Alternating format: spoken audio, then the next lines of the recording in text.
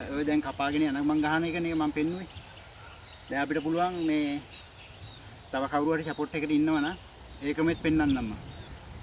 අන්න බලා ගන්න.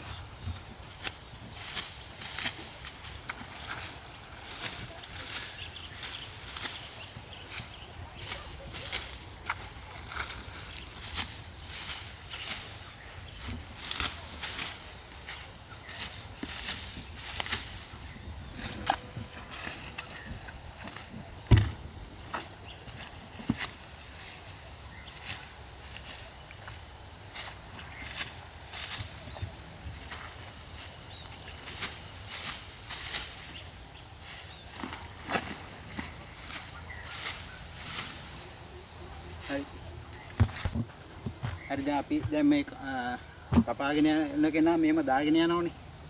එතකොට පස්සෙන් තව කවුරු හරි ඉන්නවනම් එයාගේ සපෝට් එකට එයාට පුළුවන් මෙන්න මේ ටික මෙහෙම අරගෙන